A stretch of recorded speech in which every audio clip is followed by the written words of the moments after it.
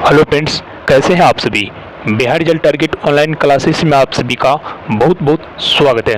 दोस्तों, अगर आप लोग Bihar DElEd CBT based entrance exam 2022 की तैयारी कर रहे हैं तो ये क्लास आप सभी के लिए बहुत ही ज़रूरी है।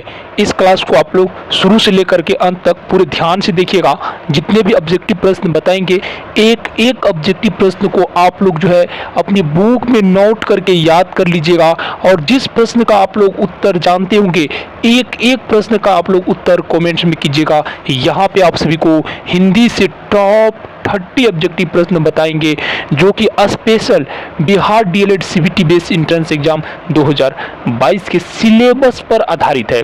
तो अगर आप लोग Bihar DElEd CBT based entrance exam 2022 में अच्छी सफलता पाना चाहते हैं तो इस क्लास को आप लोग पूरे ध्यान से अंत तक जरूर देखिएगा। तो चलिए आज की इस महत्वपूर्ण सेशन को शुरू करते हैं। इससे पहले जान लीजिए, अगर आप लोग पहली बार बिहार रिजल्ट टारगेट पे आए हैं तो चैनल को जरूर सब्सक्राइब कर लीजिएगा। साथ ही इस वीडियो के डिस्क्रिप्शन में जाइए, अपनी बेहतरीन सफलता के लिए टेलीग्राम और व्हाट्सएप ग्रुप का लिंक है, उनको भी आप लोग जरूर ज्वाइन कर लीजिए। तो चलिए आज की इस मुख्य सेशन को शुरू करते हैं। तो चलिए दोस्तों, पहला क्वेश्चन आप सभी के लिए बहुत ही ज़्यादा इंपॉर्टेंट है। ठीक है, इस प्रश्न को आप लोग जरूर याद कर लीजिएगा। किस समास में कोई पद प्रधान नहीं होता है। ठीक है, किस समास में कोई भी पद प्रधान नहीं होता है। ऑप्शन है आप सभी के लिए चार, यहाँ पे चार विकल्प है। द्विगु समास है, ठीक है, ऑप्शन ए में द्विगु समास, ऑप्शन बी में अवयवी भाव समास, ऑप्शन सी में बहुब्रीहि समास और ऑप्शन डी में तत्पुरुष समास। आप लोग को आंसर पता है इनका? अगर पता है तो आप लोग कमेंट्स में जरूर बताइए। ठीक है, आप लोग याद देखिएगा, जिनको पता नहीं है, ठीक है दोस्तों, आप लोग याद देखिएगा, यहाँ पे ऑप्शन नंबर सी बिल्कुल राइट हो जाएगा, बहुब्रीहि समास। ठीक है, आप लोग याद देखिएगा, जब भी आपके एग्जाम में पूछे किस समास का कोई पद प्रधान नहीं होता है तो आप लोग याद देखिएगा बहुब्रीहि समास का कोई भी पद प्रधान नहीं होता। ठीक है, आपको यहीं पे हम याद करा देंगे शुरू से लेकर के, सिर्फ आप लोग अंत तक देखिए इस क्लास को। अगर हम 30 प्रश्न बताएंगे तो 15 प्रश्न तो आपको अभी ही याद करा देंगे। ठीक है, 15 प्रश्न आपको बिल्कुल गारंटी के साथ हम याद करा देंगे इस क्लास में आपको। ठीक है, चलिए दूसरा नंबर का प्रश्न है मृत्युंजय। ठीक है, मृत्युंजय। ठीक है, अब कह रहा है पद में कौन सा समास है। ठीक है, मृत्युंजय पद में कौन सा समास है, आप लोग बताइए। ऑप्शन ए में बहुब्रीहि है, ठीक है, ऑप्शन ए में बहुब्रीहि है, ऑप्शन बी में द्विगु है, ऑप्शन सी में कर्मधारय है और ऑप्शन डी में द्वंद्व समास है। ठीक है, आप लोग बताइए कि इनमें कौन सा समास है। ठीक है, जो स्टूडेंट जानते हैं आप लोग जल्दी जल्दी कमेंट कीजिए। ठीक है, मृत्युंजय पद में कौन सा समास है। ठीक है,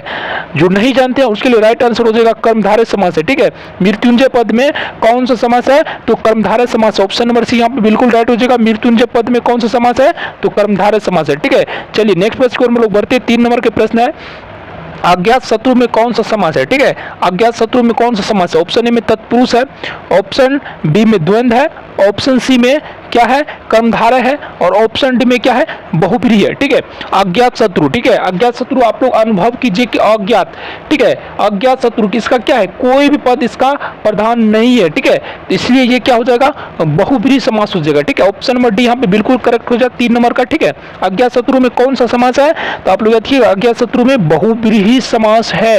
ठीक है, आप लोग याद रखिएगा, भूलिएगा नहीं। एक एक क्वेश्चन को अभी आप लोग याद करते जाइएगा तो बहुत ही ज्यादा आसान होगा। ठीक है, अगर आप लोग इसमें 15 प्रश्न भी याद कर लेते हैं तो आपका समझिए 3% आपका समझिए कि एग्जाम में आपको जो है सुविधा मिल गया यहीं से। ठीक है ना, आपका 3% जो है तैयारी हो गया। ठीक है, चलिए अब हम लोग नेक्स्ट प्रश्न की ओर बढ़ते हैं। नेक्स्ट प्रश्न है गौशाला में कौन सा समास है। ठीक है, गौशाला में कौन सा समास है। आप लोग के सामने ऑप्शन है बहुब्रीहि है, तत्पुरुष है, द्वंद्व है, द्विगु है। आप लोग बताइए कि गौशाला में कौन सा समास है। ठीक है, गौशाला।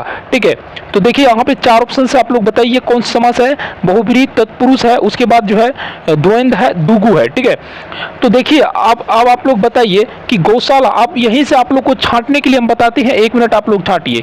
देखिए द्विगु समास जो होता है इसका जो प्रथम पद संख्यावाचक होता है। ठीक है, आपको द्विगु समास का प्रथम पद संख्यावाचक होता है, जैसे चौराहा। ठीक है, चौराहा हो गया, उसके बाद पंचवटी हो गया। ठीक है, इसी तरह से जो संख्यावाचक पद, पहला पद जिसका संख्यावाचक होता है वो द्वंद्व समास होता है। पहला होता है द्वंद्व समास जिसका दोनों पद प्रधान होता है। ठीक है, जिसमें लोटा डोरी, ठीक है, जैसे हो गया आपका लोटा डोरी, ठीक है, ठीक है, लोटा डोरी, किताब कॉपी, ये सब क्या है, ये सब द्वंद्व समास है। ठीक है, अब देखिए बहुब्रीहि का, बहुब्रीहि मतलब समझते हैं, बहुब्रीहि जिसका कोई भी पद प्रधान नहीं होता तो वो बहुब्रीहि। लेकिन गौशाला क्या है, गौशाला का क्या है, गौशाला का तो पद प्रधान है। ठीक है, जहां गो का हो आला, ठीक है, गो का हो, जहां गो पालने वाले स्थान क्या बोलते हैं, गौशाला। तो ये क्या हो गया, तत्पुरुष समास हो गया। आप लोग ऐसे भी इनको छांट सकते हैं, ये क्या होगा, तत्पुरुष समास हो गया। ठीक है, चलिए हम लोग नेक्स्ट प्रश्न की ओर बढ़ते हैं। नेक्स्ट प्रश्न भी काफी इंपॉर्टेंट है, आप लोग देख सकते हैं, आप लोग के सामने है आंसर। आप लोग कमेंट्स में बताइए कि ये वीडियो आप सभी को कैसा लग रहा है। ठीक है, चलिए देखिए, अब है नेक्स्ट प्रश्न, देशभक्ति में कौन सा समास है, देशभक्ति में कौन सा समास है। देखिए, तत्पुरुष है, तत्पुरुष है, द्वंद्व है, द्विगु है, कर्मधारय है। ठीक है, आप लोग बताइए देशभक्ति में कौन सा समास है। ठीक है, देखिए सबसे पहले तो द्वंद्व होगा नहीं, द्विगु होगा नहीं, कर्मधारय होगा नहीं, क्या होगा, देशभक्ति, तत्पुरुष समास। ठीक है, देशभक्ति क्या है, तत्पुरुष समास है। ठीक है, अब देखिए चौराहा कौन सा समास है, अभी आप लोग को बताए थे। ठीक है, चौराहा बताइए कौन सा समास है, कर्मधारय है, द्वंद्व है, द्विगु है या अवयवी भाव समास है, बताइए। ये चौराहा कौन सा समास है, अभी आप लोग को बताए थे कि चौराहा, ठीक है, चौराहा, ठीक है, चौराहा, चौराहा जिसका प्रथम पद संख्या मतलब को चार राहों वाला जो रास्ता होता है उसको चौराहा बोलते हैं। इसका प्रथम पद क्या है, संख्या वाचक, ये क्या हो जाएगा, द्विगु समास होगा। तो ऑप्शन नंबर सी यहाँ पे करेक्ट हो जाए, चौराहा क्या है, द्विगु समास है। ठीक है, चलिए हम लोग नेक्स्ट प्रश्न की ओर बढ़ते हैं। नेक्स्ट प्रश्न काफी इंपॉर्टेंट है, कह रहा चराचरम। ठीक है, चराचरम में कौन सा समास है, चराचरम में कौन सा समास है, यहाँ पे देखिए 7 नंबर में देखिए, चराचरम में यानी जगत में कौन सा समास है। ठीक है, 7 नंबर में तत्पुरुष, द्वंद्व, बहुव्रीहि, कर्मधारय। आप लोग बताइए कौन सा इसमें समास है। ठीक है, तो आप लोग याद रखिएगा, चराचरम में जो है दोस्तों, चराचरम में जो है दोस्तों कर्मधारय समास है। आप लोग याद रखिएगा चराचरम में कौन सा समास है, कर्मधारय समास। ठीक है, देखिए यथाशक्ति में कौन सा समास है, अवयवी भाव समास, तत्पुरुष समास, कर्मधारय समास, द्विगु समास होगा नहीं, तत्पुरुष होगा नहीं। ठीक है, यथाशक्ति में तत्पुरुष होगा नहीं, कर्मधारय होगा नहीं। ठीक है, ये हो जाएगा अवयवी भाव समास। ठीक है, देखिए अब नेक्स्ट प्रश्न अपने 9 नंबर का, उपकुल में कौन सा समास है, उपकुल में कौन सा समास है, काफी इंपॉर्टेंट प्रश्न उपकुल में। देख पहला है द्वंद्व, द्विगु, बी में, सी में अवयवी भाव। ठीक है, और डी में क्या हो जाएगा, तत्पुरुष समास है 9 में। तो आप लोग बताइए इसमें कौन, तो उपकुल में क्या है, इसका जो है ये उपकुल को कौन समास हो जाएगा, तो उपकुल हो जाएगा अवयवी भाव समास। ठीक है, बिल्कुल राइट, इसका आंसर हो जाएगा अवयवी भाव समास। ठीक है, चलिए अब आप लोग बताना है, आप लोग को कोई समास का अर्थ है। ठीक है, समास का अर्थ क्या होता है। ठीक है, आप लोग बताना है कि समास का अर्थ क्या होता है, संक्षेप, विच्छेद, विस्तार और नवीन अर्थ। आप लोग बताइए समास का अर्थ क्या होता है, जल्दी जल्दी आप लोग बताइए कमेंट्स करके सभी स्टूडेंट। ठीक है, समास का अर्थ क्या होता है, देखिए समास जो होता है किसी शब्द का एक संक्षेपण को होता है। ठीक है, किसी शब्द का एक जो संक्षेपण रूप होता है। ठीक है, संक्षेपण जो रूप होता है, संक्षेपण, उसी को हम लोग समास बोलते हैं। ठीक है, संक्षेपण जो रूप होता है उसको हम लोग समास बोलते हैं। ठीक है, तो आप लोग देखिए यहाँ पे जो समास का अर्थ होता है संक्षेपण। ठीक है, देखिए अब अनुचित में समास कौन है। ठीक है, अनुचित में कौन समास है, 11 नंबर में आप लोग देख सकते हैं, अनुचित में कौन समास है, तत्पुरुष समास है, बहुव्रीहि समास है, द्वंद्व समास है, अवयवी भाव समास है। तो देखिए अनुचित क्या है, अनुचित में जिसका कोई विशेष अर्थ नहीं निकलता है। ठीक है, जिसका कोई विशेष अर्थ नहीं निकलता है वो अवयवी भाव समास होता है। ठीक है, तो ये अवयवी भाव समास, ऑप्शन नंबर डी करेक्ट हो जाएगा। ठीक है, चलिए नेक्स्ट प्रश्न है, माता पिता में कौन समास है। ठीक है, माता पिता में कौन समास है, ऑप्शन नंबर यहाँ पे देखिए, द्विगु है ए में, बी में कर्मधारय, सी में द्वंद्व और डी में बहुव्रीहि। आप लोग को बताना है कि माता पिता में कौन सा समास है। आपको बताए थे अभी कि जिस समासिक शब्द का दोनों पद प्रधान हो वो क्या होता है, वो द्वंद्व समास होता है। ठीक है, वो द्वंद्व समास होता है। ठीक है, वो द्वंद्व समास होता है। ठीक है, जिस समास का दोनों पद प्रधान हो। ठीक है, जैसे हम आप सभी को बताए थे, हम लोटा डोरी, ठीक है, लोटा डोरी, लोटा डोरी, उसके बाद किताब कलम, किताब कॉपी कलम, सॉरी कॉपी या किताब कलम में दे दीजिए, किताबें कलम दे दीजिए। ठीक है, ठीक है, किताब कलम। ठीक है, तो इसी जिसका जो एक के बिना दूसरा का हो, अब आप देखिए, आपको कॉपी रहेगा कलम नहीं रहेगा तो कोई काम नहीं, लोटा है डोरी नहीं रहेगा तो कुआं में गिर जाएगा। तो जिसका, तो इसीलिए माता है, माता और पिता दोनों क्या हो गया आपका, माता और पिता दोनों क्या हो गया, द्वंद्व समास हो गया। ठीक है, जिसका दोनों पद प्रधान होता है। ठीक है, द्वंद्व समास होती है। ठीक है, तो इसका ऑप्शन नंबर यहाँ पे सी करेक्ट हो जाएगा, यानी माता पिता द्वंद्व समास है। 13 नंबर का प्रश्न देखिए, काफी इंपॉर्टेंट है प्रश्न है, किस शब्द में कर्मधारय समास है। ठीक है, ऑप्शन ए में महाराजा, ऑप्शन बी में है देवकी नंदन, ऑप्शन सी में चंद्रचूड़ और ऑप्शन डी में है त्रिलोकीनाथ। ऑप्शन सी में है त्रिलोकीनाथ। त्रिलोकीनाथ सबसे प्रथम गलत होगा, देवकी नंदन भी नहीं होगा, चंद्रचूड़ भी नहीं होगा।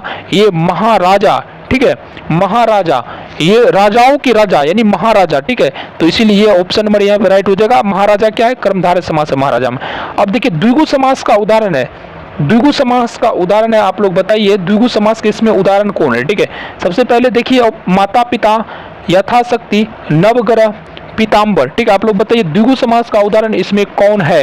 आप सभी के लिए सवाल है, द्विगु समास का उदाहरण कौन है। ठीक है, माता पिता, यथाशक्ति, नवग्रह और पीताम्बर, 4 ऑप्शन है। जल्दी जल्दी आप लोग कमेंट्स करके बताइए। तो आपको बताए थे कि जिसका प्रथम पद जो है संख्यावाचक होता है उस क्या होता है, द्विगु समास होता है।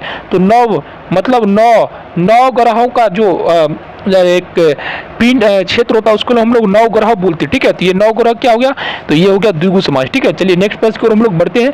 नेक्स्ट प्रश्न भी काफी इंपॉर्टेंट है, एक एक प्रश्न को आप लोग याद कर लीजिएगा तो आपके डीएलएड सीबीटी में बहुत ही ज्यादा आपको हेल्प मिलेगा। ठीक है, और यहाँ से आपको हम बहुत ही अच्छी तरीका से यहाँ पे आपको समझा रहे हैं और बढ़िया से बढ़िया आपको हेल्प भी यहाँ से मिलेगा। ठीक है, स्त्री पुरुष में प्रयुक्त समास है। ठीक है, स्त्री पुरुष में जो प्रयुक्त समास है कौन है। ठीक है, अवयवी भाव समास है। ठीक है, बी में कर्मधारय समास, सी में द्वंद्व समास और डी में द्विगु समास। आप लोग बताइए स्त्री पुरुष, तो जिसका दोनों पद प्रधान हो उसको हम लोग द्विगु समास बोलते हैं। स्त्री नहीं रहेगा, पुरुष नहीं रहेगा तो ये क्या होगा, ये अनर्थ हो जाएगा। ठीक है, ठीक है, ये लिंग है दोनों। ठीक है, तो ये अगर नहीं रहेगा तो अनर्थ हो जाएगा, इसलिए क्या है, ये क्या है, ये द्वंद्व समास है। ठीक है, अब देखिए नेक्स्ट प्रश्न आप सभी का रघुपति शब्द किस समास का उदाहरण। ठीक है, 16 नंबर में प्रश्न है, रघुपति शब्द किस समास का उदाहरण है। ठीक है, द्विगु, द्वंद्व, बहुब्रीहि और देखिए कर्मधारय।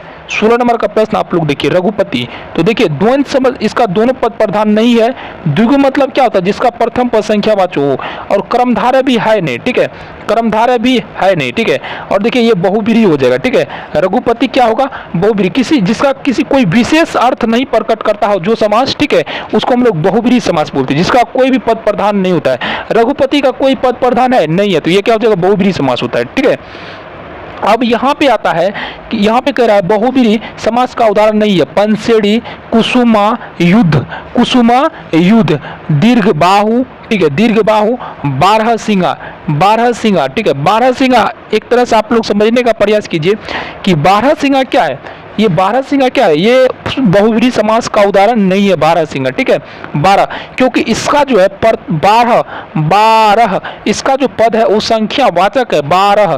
ठीक है, 12 बद आप लोग समझने का प्रयास कीजिए। 12 देखिए, अब इसका आप देखिए पंचेड़ी का भी कोई पद प्रधान नहीं है, कुसुम युद्ध का भी कोई प्रधान नहीं, दीर्घ वायु का भी कोई पद प्रधान नहीं है, इसलिए बारहसिंगा क्या हो जाएगा, बहुब्रीहि समास का उदाहरण नहीं है। चलिए नेक्स्ट प्रश्न है आप सभी के लिए, ऋण मुक्त समस्त पद का विग्रह है। ठीक है, ऋण मुक्त जो है समस्त पद का विग्रह क्या होगा, ऋण मुक्त समस्त पद का विग्रह क्या होगा, ऋण जोड़ मुक्त।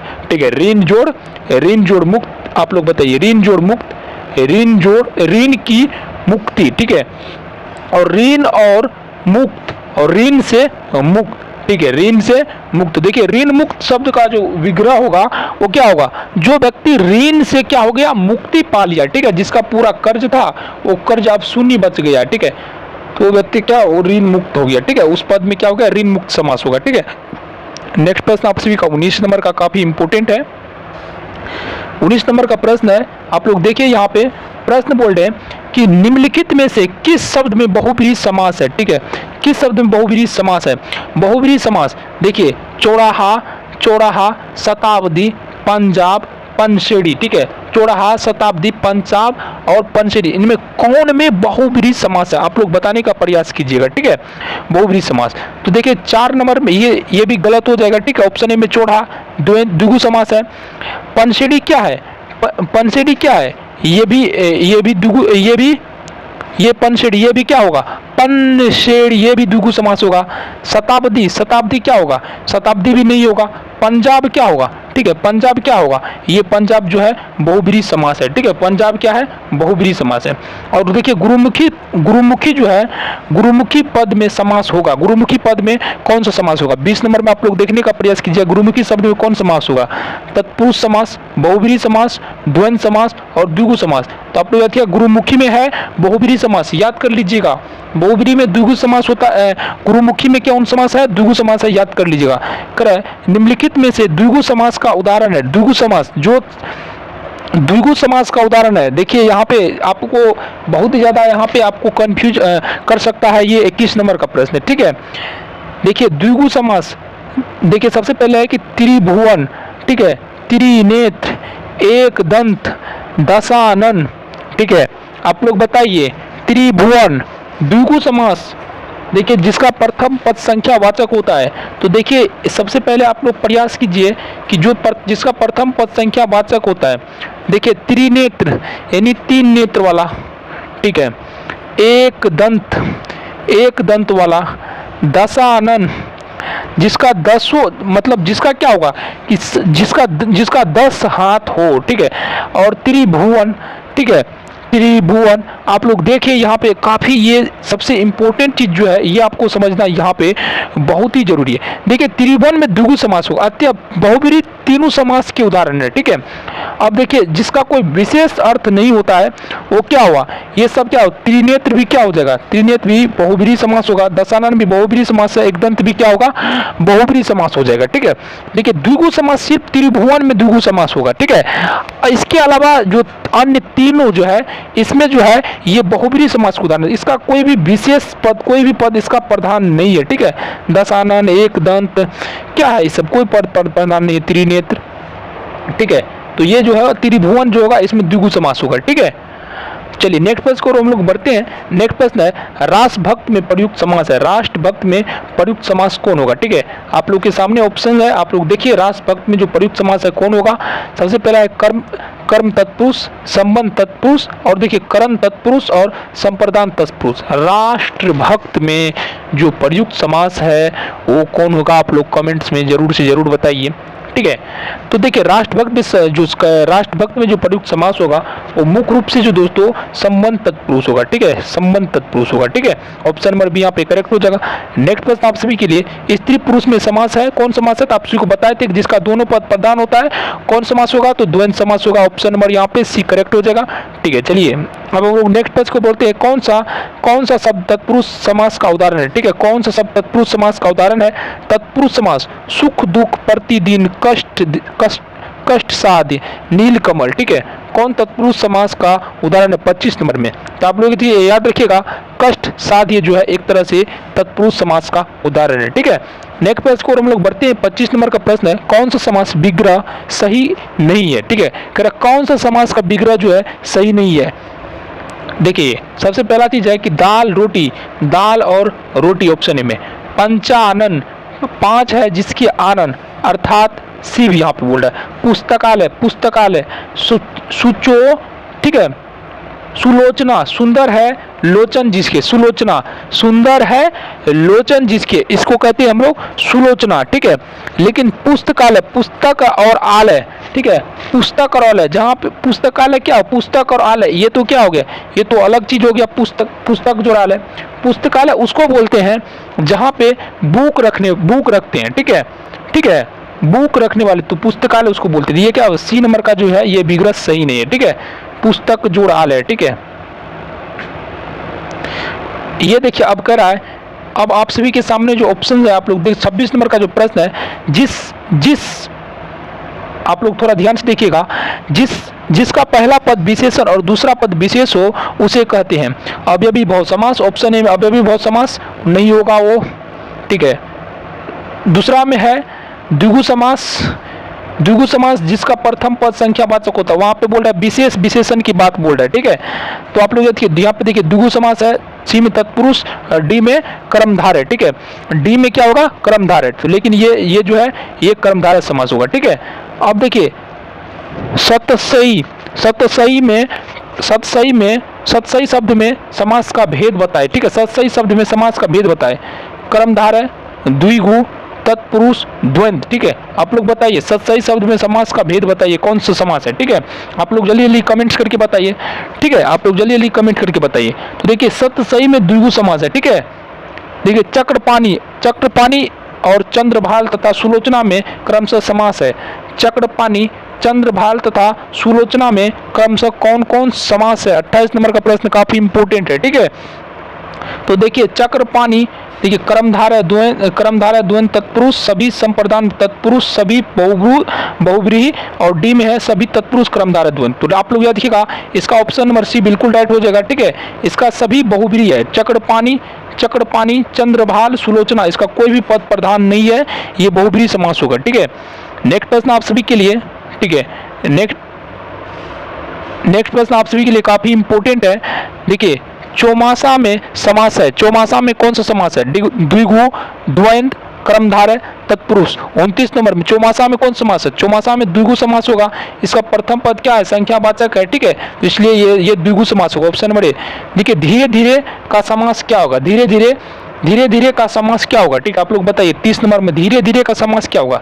देखिए सब द्वंद्व समास है, अवयवी भाव समास है, कर्मधारय और द्विगु समास है। ठीक है, तो आप लोग धीरे धीरे अवयवी भाव समास है। यहाँ पे आपको टॉप 30 प्रश्न बताए हैं।